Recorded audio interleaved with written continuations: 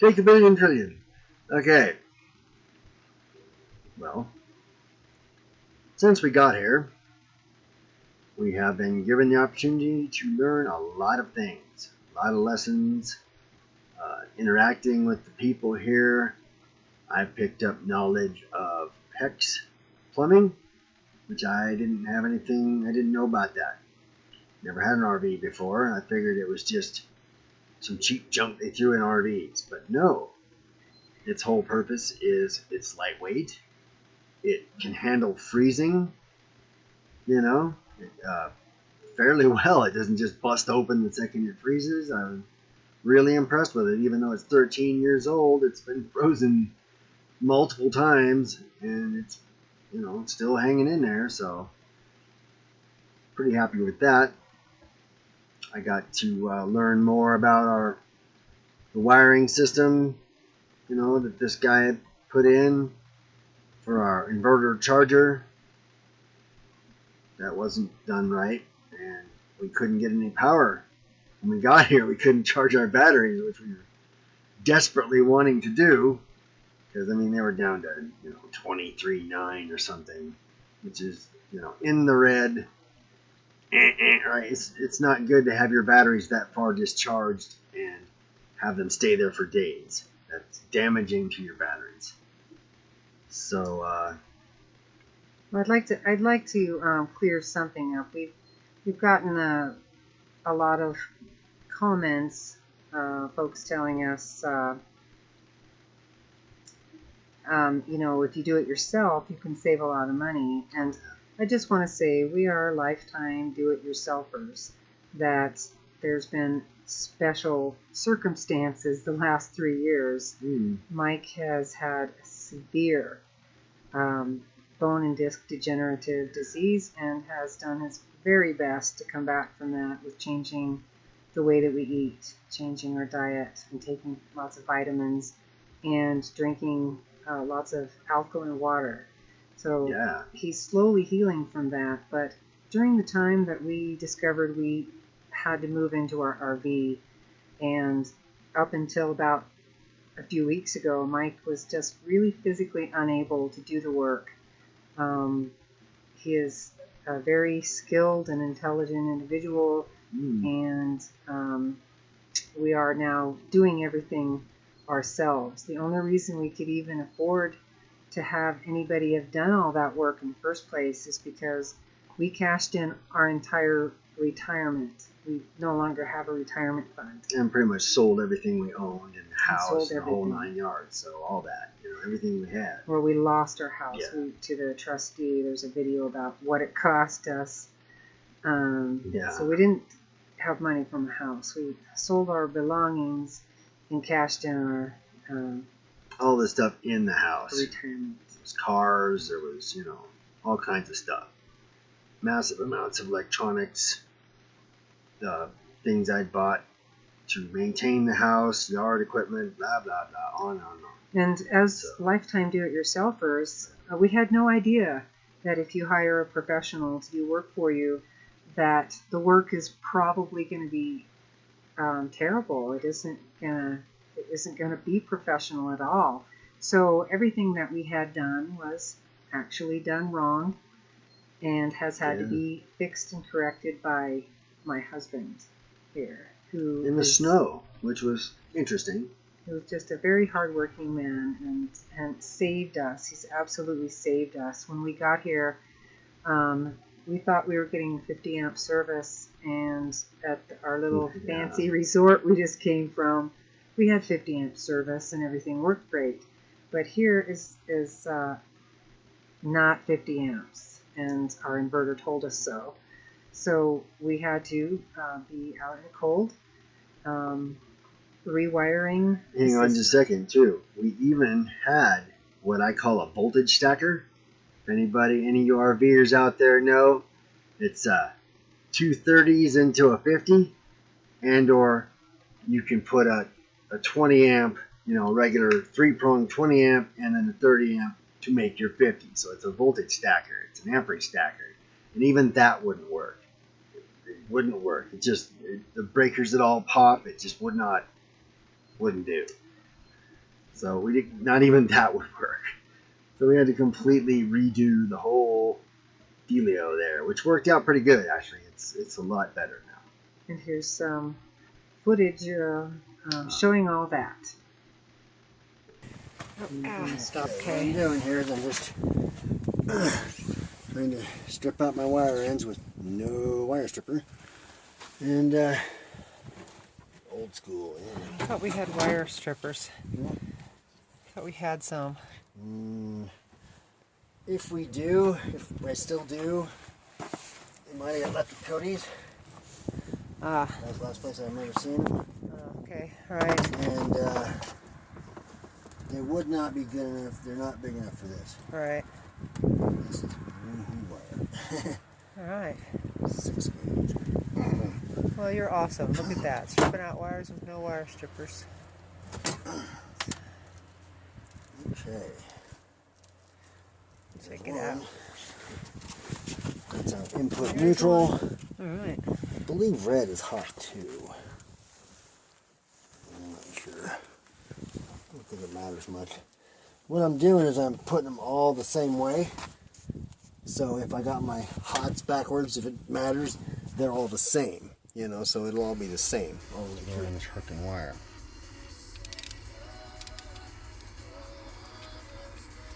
Too small. Just.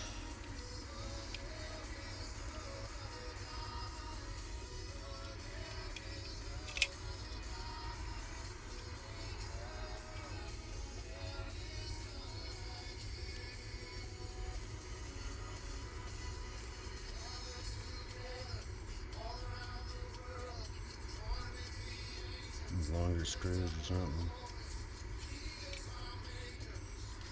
What, honey? Longer screws. Well, problem with this, they want you to put both the grounds, input and output, in one hole that's only big enough for one wire. So what I've done is kind of trimmed down the grounds a little bit so they can coexist together. But still, getting in there is just going to be an absolute beast. Right. So, this ought to be fun. Kind of like a root canal. Got our heater dish out here. Our lamp. Things done. The sun went down awfully fast today. Sun went down awfully fast today. Spent most of the day trying to get propane. And did not get. I can't do this with this. It's too damn short.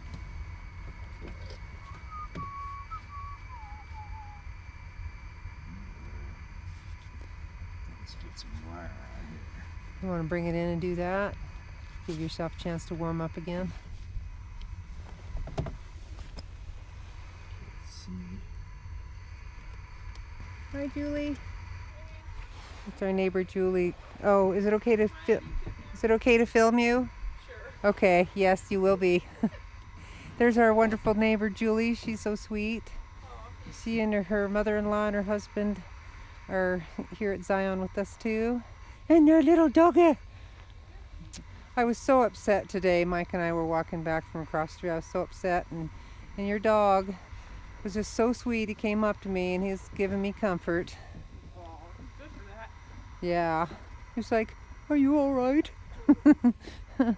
He was a sweetie.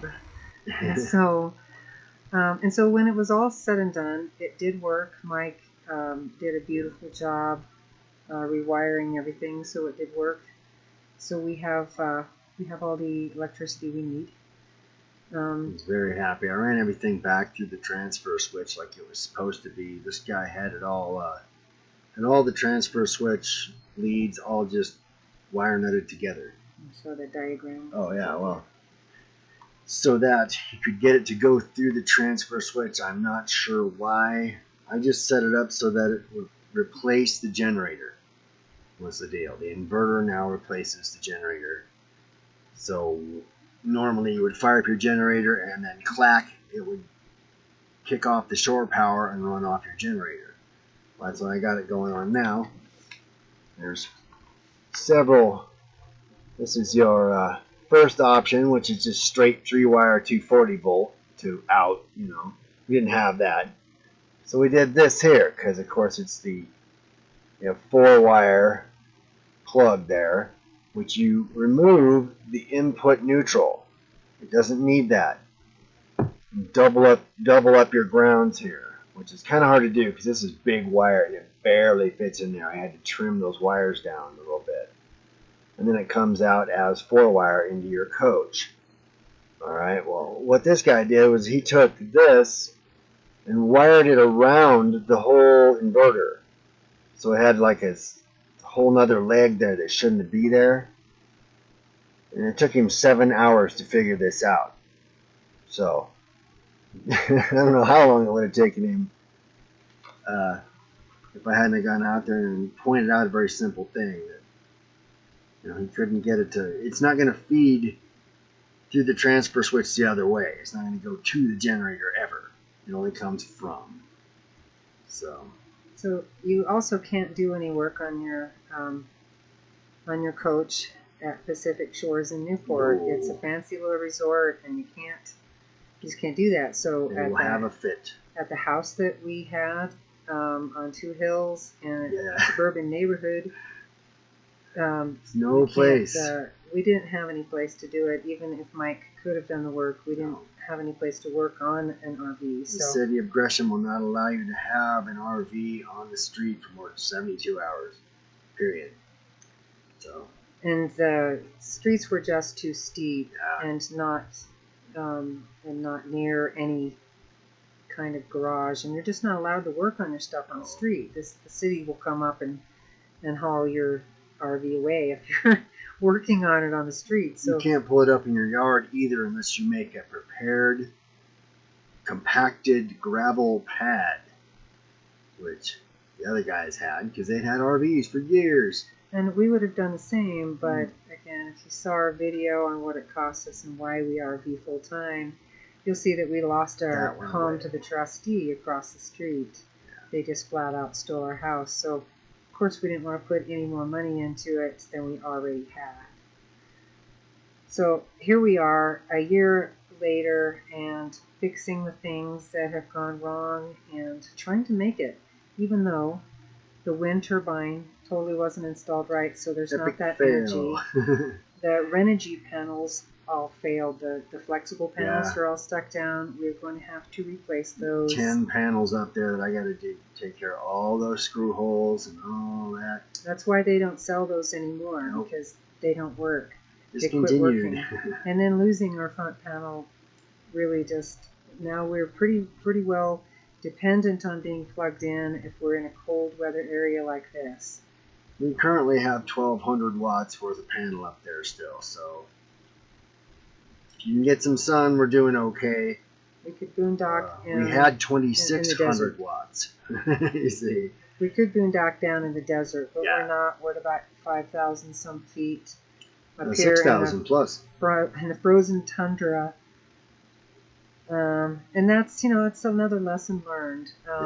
Don't believe what you're told if you're hired from afar over Skype.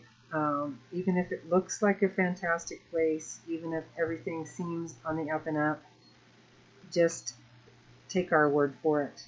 If it seems like a fantastic thing, it's probably not going to be. The biggest reason we came up here was because Yahweh led us up here, to be quite honest. The Lord did lead us here, and all these lessons of our RV we did need to learn. Yes, it has been incredibly educational and challenging and kind of fun, really, to meet these challenges, learn the lessons that are there, and become much better RVers for it. And stronger people. Oh, yeah. We've had to stand up to people left and right since we've been here, and it's helped us learn and grow. I have never been in temperatures this low. Never. It doesn't get this cold in Western Oregon, not ever. So that was a big thing right there. And then coming from my whole life was at sea level, 300 feet. In Newport, it just doesn't get any colder than 50 degrees maybe. No. And our first morning waking up here, it was -2. Yeah, that was fun.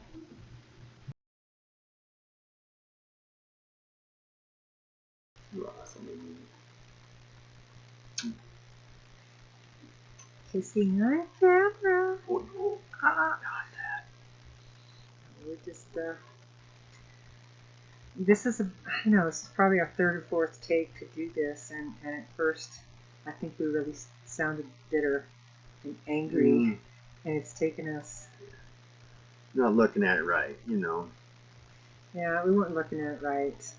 Now we are. It's helping us to kind of do this.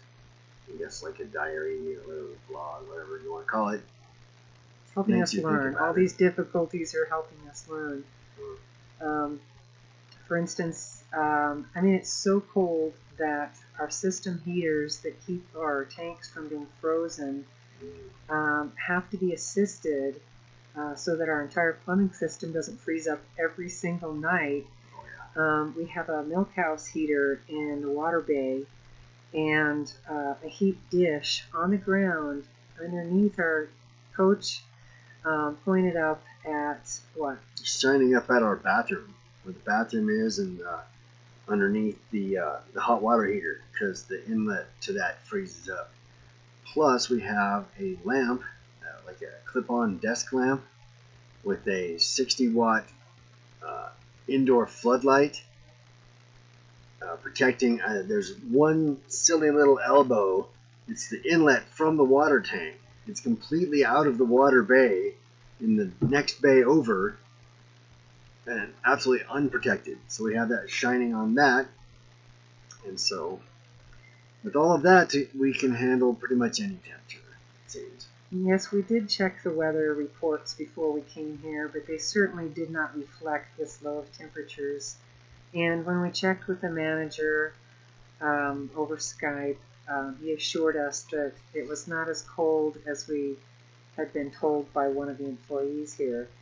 And so I don't know, I guess we just think people have integrity, and we find out that they don't, and it's just another lesson learned. It's, you know, but we believe in doing everything we can not to let it get us bitter and angry, because that just got off. We're saying it's too easy to live your life bitter and angry. Yeah.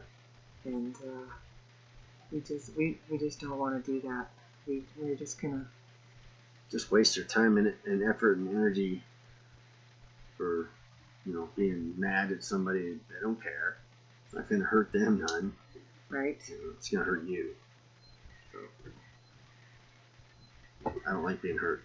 I don't like that. So. Right.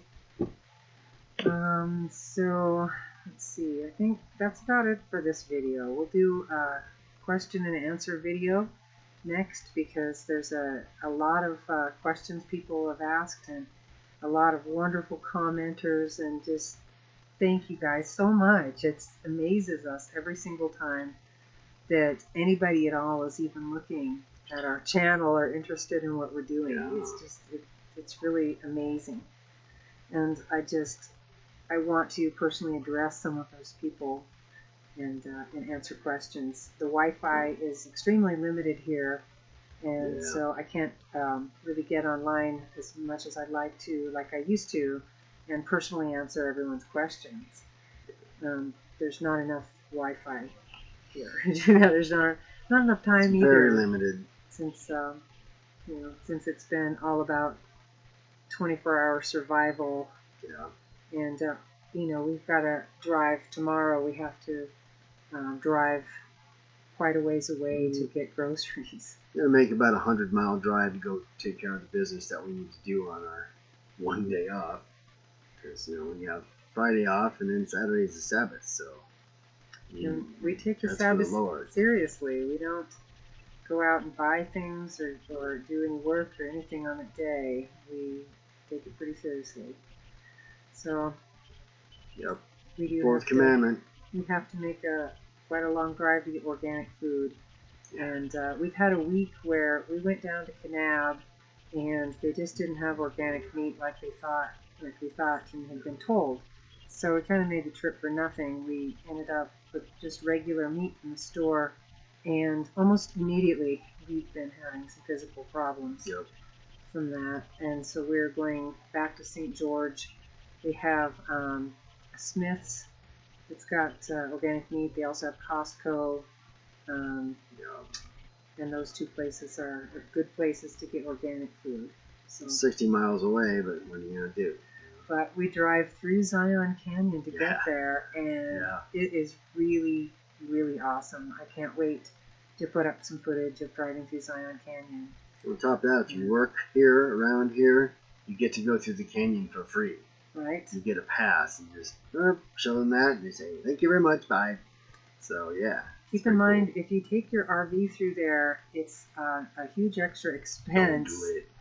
And they have to hold up all the traffic for you. And we saw on Chris and G Travels, they had gone through that tunnel with their RV, and it is as scary as it seemed like on their video. It's a longer than a mile tunnel, and 1.1 miles. You have to stay in the center not to scrape up your RV. It's a carved rock tunnel too. It's not like modern. It was built in the 30s. So it's very cool and beautiful, but it's not very tall.